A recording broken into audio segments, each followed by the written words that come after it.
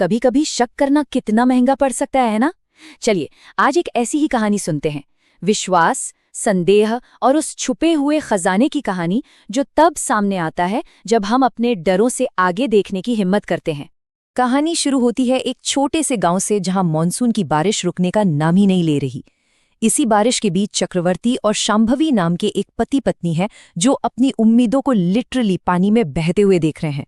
उनके लिए ये सिर्फ पानी की बूंदें नहीं, ये तो उनकी टपकती हुई किस्मत है।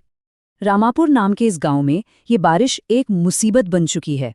खेत पूरी तरह पानी में डूब गए हैं, बचा खुचा अनाज सड़ रहा है और तो और उनका कच्चा मिट्टी का घर भी अब जवाब दे रहा है, मानो उनकी पूरी दुनिया ही उनके चारों तरफ ढह रही हो। उनकी हालत का अंदाजा लगाना भी मुश्किल है। सोचिए, छत से टपकती हर बूंद उन्हें उनकी बिगड़ती किस्मत की याद दिला रही है, एक लगातार चलने वाली तकलीफ की तरह। और ठीक तभी जब लग रहा था कि अब इससे बुरा और क्या ही होगा, कीचड़ भरे रास्ते से एक बैलगाड़ी आती दिखती है। पर यह कोई मदद नहीं थी, ये तो कहानी का अगला और सबसे बड़ा मोड़ था। गाड़ी से उतरते हैं दो बारिश में पूरी तरह भीगे हुए रिश्तेदार, और यहीं से कहानी दिलचस्प हो जाती है। एक ही छत के नीचे दो बिल्कुल अलग नज़ारे। शांभवी का चेहरा तो खुशी से खिल उठता है, अरे वाह, उसका भाई और भाभी आए हैं। लेकिन चक्रवर्ती, उसकी आंखों में वो खुशी नहीं है, वो उन्हें एक और मुसीबत, एक और बोझ की तरह देख रहा है। ये जो हल्की सी बेचैनी थी ना, ये तो बस एक शुरुआत थी।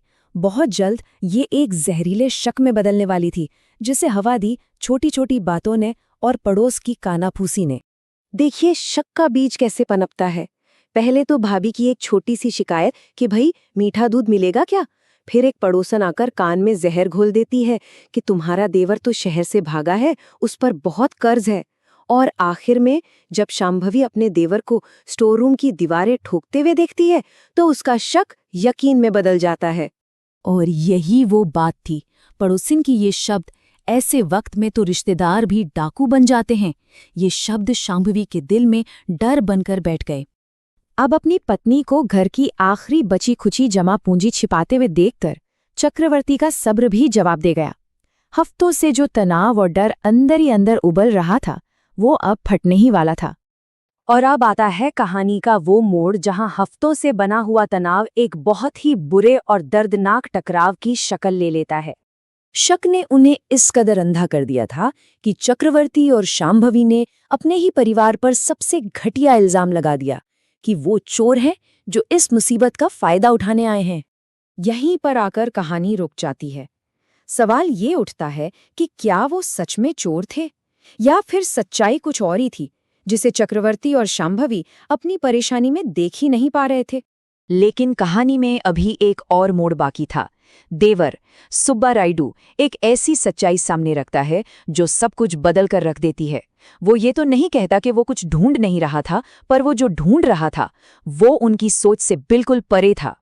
वो मानता है, हाँ मैं कर्ज में हूं, लेकिन वो यहाँ चोरी करने नहीं आया। वो तो अपने परिवार को बचाने की एक आखिरी उम्मीद लेकर आया है, एक पुश्तैनी खजाना जो सालों से कहीं छिपा हुआ था। और ये कोई सुनी सुनाई बात नहीं है, उसके पास अपने दादाजी के दिए हुए पक्के निर्देश हैं, और अब अपनी बेगुनाही साबित करने के लिए वो उन सबको उसी जगह पर ले जाता है।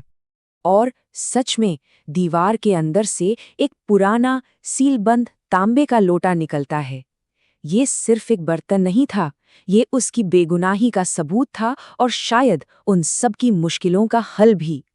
जैसे ही लोटे से पुराने सोने के सिक्के और एक कीमती हार बाहर निकलते हैं, चक्रवर्ती और शांभवी की तो जैसे बोलती ही बंद हो जाती है। शर्म और पछतावे से उनका सिर झुक जाता है। उन्हें एहसास होता है कि उनसे कितनी बड़ी भूल हुई है।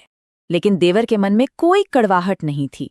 उसने उन्हें तुरंत माफ कर दिया, ये समझते हुए कि डर और परेशानी इंसान को कैसे अंधा बना सकती है। और वो जोर देकर कहता है कि ये खजाना हम सबका है। शर्म के मारे चक्रवर्ती खजाने में से कुछ भी लेने से मना कर देता है, लेकिन उसका देवर नहीं मानता। वो उस पैसे से न सिर्फ अपना कर्ज चुकाता है, बल्कि चक्रवर्ती के घर की मरम्मत में भी मदद करता है। और देखते ही देखते दो टूटे हुए परिवार फिर से एक हो जाते हैं। आखिर में कहानी का सार इसी अजीब सी बात में है कि जिस तूफान ने उन्हें लगभग बर्बाद कर दिया था, उसी तूफान ने उन्हें एक साथ लाकर बचा भी लिया। जो मुसीबत एक अभिशाप लग रही थी, वो असल में एक आशीर्वाद निकली। और ये कहानी हमें एक बहुत गहरा सवाल सोचने पर मजबूर करती है। अपनी जिंदगी में भी कितनी ही बार ऐसा होता है कि हम किसी मुश्किल हालात या किसी इंसान को गलत समझ बैठते हैं, सिर्फ इसलिए क्योंकि हम उस वक्त के तूफान पर ध्यान दे रहे होते हैं और शायद उस तूफान में छिपे आशीर्वाद को देख ही नहीं पाते।